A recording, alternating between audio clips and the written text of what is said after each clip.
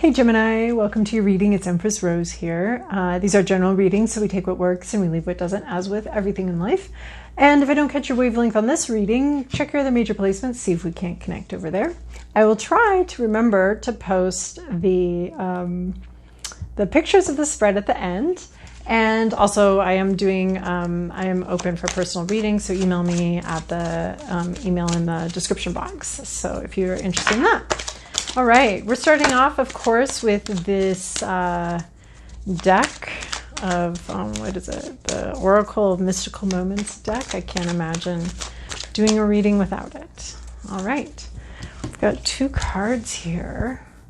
We have the Journey. So this is a long-term thing that is just getting started.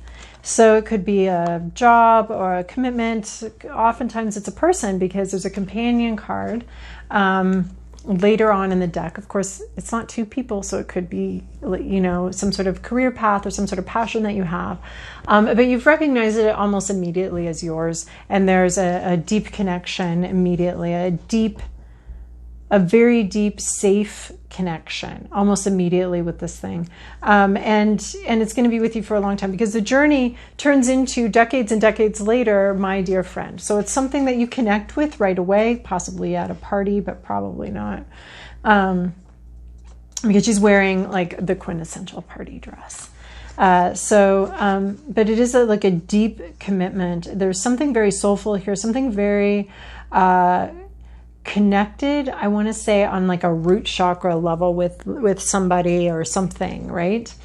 And so it is the companion card about companions, and then later on we have my dear friend, and they've been together for decades and they've grown together, maybe not physically every step of the way, but there's something coming in here for you right now. Or you could just be remembering the beginning of something when you first started something. But it could be something coming in for you right now that is going to be a long-term. And this card just brings up that long-term commitment, that lifetime.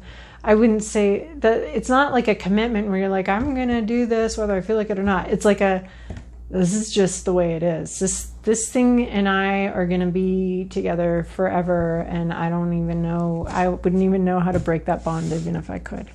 So, although you can't, but so that's coming in for you this week, or something along those lines. A long-term commitment could be a new job, could be something like that. Or it's either coming in or you're reminded of that time when you first started that. And then we also have House of Flowers here.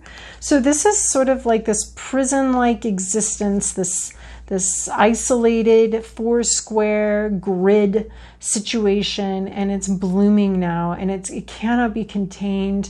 The spreadsheet can no longer contain the thrill, the imagination. There's some companionship here. This is another card with some companionship in it. But there's just so much growth and excitement popping out here. This is my Jane Eyre card. My, bland exterior suddenly explodes into something amazing and beautiful and lovely and life-giving. This is also my Emily Dickinson card, isolation. But what do we find after she dies? A trunk full of these gorgeous poems that can all be sung to the tune of I'm sorry I'm about to say this, but Gilligan's Island. You'll never forget that, and it will haunt you for the rest of your life. But anyway, something that's very, very, very ordinary seeming on the outside cracks open. There's a crack in this thing, and this life starts coming out in the most unlikely place. You didn't see it coming.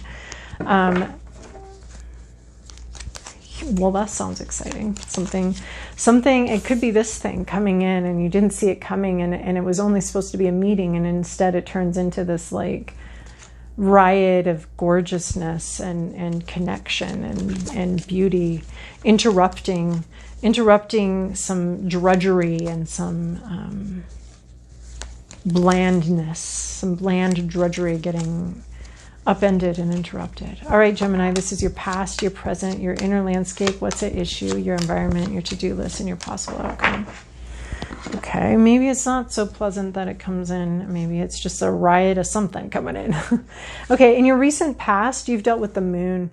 This has been like a lack of clarity on something, and things seeming fine in the surface, but this whole underbelly of issues, this whole I want to say like subconscious issues that maybe you weren't even aware of. Everything was fine. Everything's fine up here, but down here there's just a mess of sea demons and krakens and all sorts of shit down here threatening to pull you down. So the moon is about not being able to see things being hidden from ourselves mostly, and that is. And you had a lot that was hidden from you. You were hiding it from yourself. It's all been down there, all roiling and just a lot of subconscious shadow issues that you haven't wanted to look at.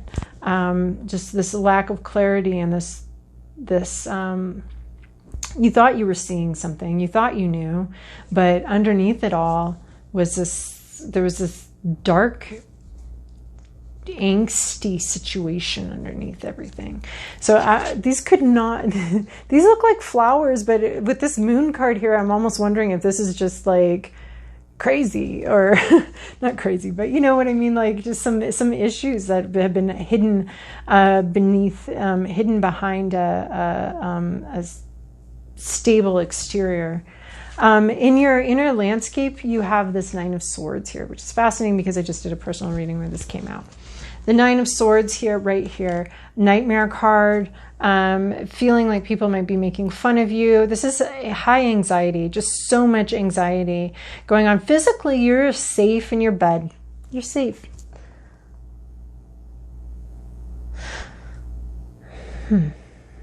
You're safe in your bed, but in your mind, people are making fun of you.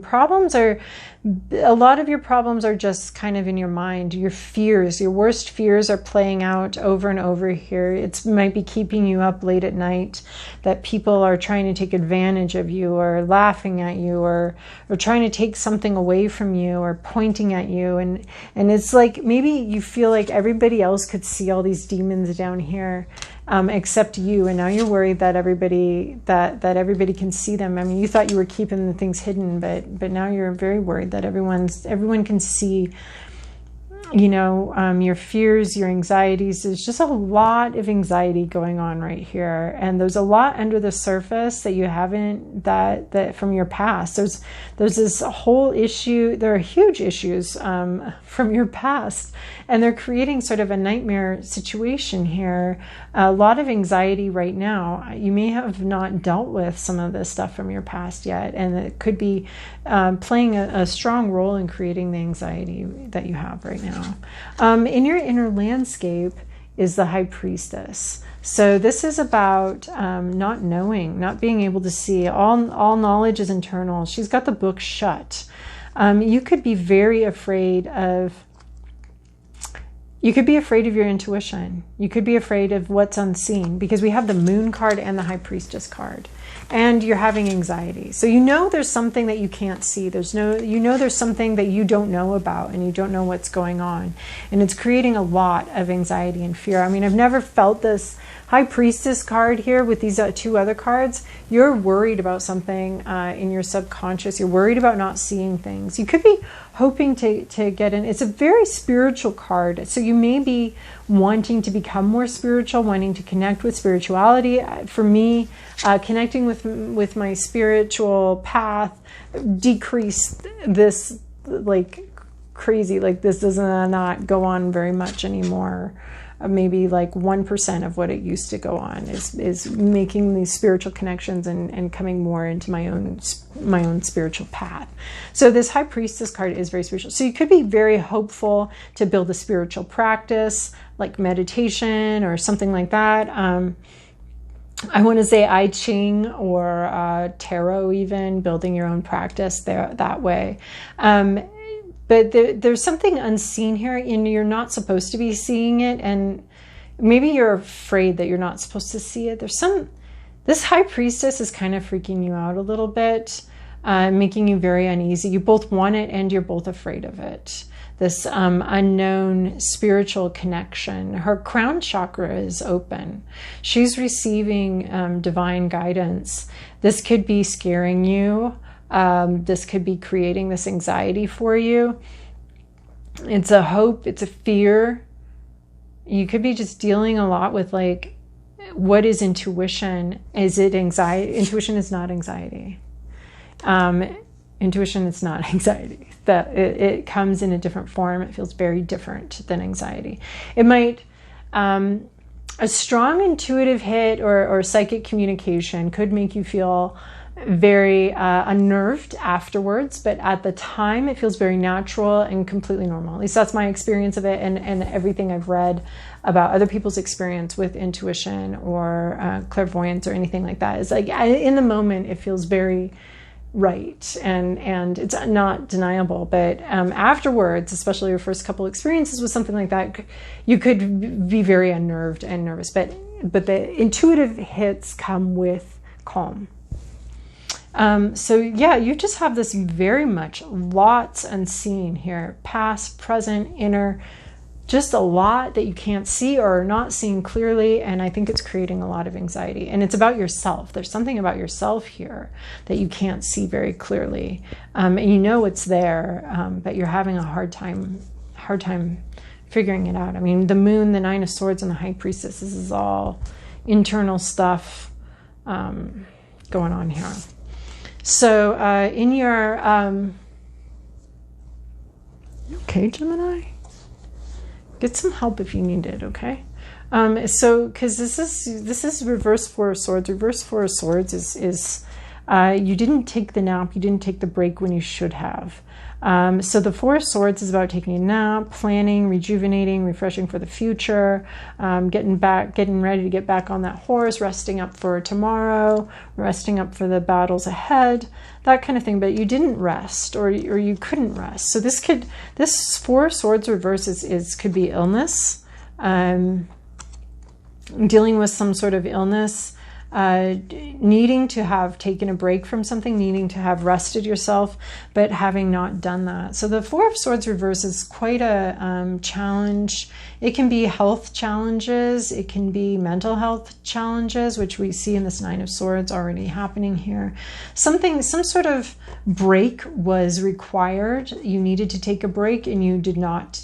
You either did not take the break or you did not get to take a break, and it's created more of a problem, and it's creating this problem. In your environment, you have this Three of Swords. This is a fast-moving heartbreak. This isn't the Ten of Swords where you've been heartbroken and hurt for a long time. This is the Three of Swords, comes in like a storm. It could be a fight with a loved one. Could be an argument. Something's coming in that's pretty heartbreaking, and it's coming in fast. It's in your environment. It's not internal. It's something in your environment. Could be happening to someone around you. There is this cloudy storm coming through, an emotional storm. Truths that are painful coming in. Oh yeah, you don't want to see maybe, because we've got all this not seeing. And what if you suddenly saw? What if you suddenly saw the truth about a situation? It could be very heartbreaking. So truths coming in, realizations, understandings, revelations coming in, quick moving heartbreak. Hopefully you get over it as fast as it comes in. So it's like a fast moving storm coming through your life here, external to you. Your to-do list is the world. I believe this is accepting different phases of our life, allowing the world to change, surrendering to some sort of bigger process. Anxiety can really come from trying to control something. Oh, God, we start out so good, and this reading is nuts. Allowing things to change, surrendering to the changes that are happening around you, to your life. Something's out of your control here. This definitely isn't in your control at all. This is external to you. You don't get a say in this. But things changing, allowing things to change, allowing sort of the fabric of reality to change, allowing your life to change, allowing these changes to come in. When the world comes in here, this is all about surrender. seasons of our lives changing, moving forward, moving on, irreversibly. That's just life. We go one direction, we don't go both, we go forward. Things get left in the past. She's sort of changing the garland. So maybe there's something you need to do to bring in this change. There's both a surrender aspect here and a changing of the scenery. You need to move something through. It's a big life change and it needs to keep moving. You need to keep something moving. Keep dealing with something. Keep moving something from the past to the future. It's like you're being called to be part of that, I think. I think there is a sense of surrender, but I think for others of you, you're going to not force something, but look, it looks like she's changing the wheel. You know, she's turning the wheel. She's turning some sort of, you can't, man. I should do these earlier in the day so I can have the natural light. But she's turning this wheel here, right? So it's a big change. You know, that's a major arcana here. And you either need to allow it or you need to sort of midwife it and assist the big changes through life. And then in your possible outcome here, we have the Empress.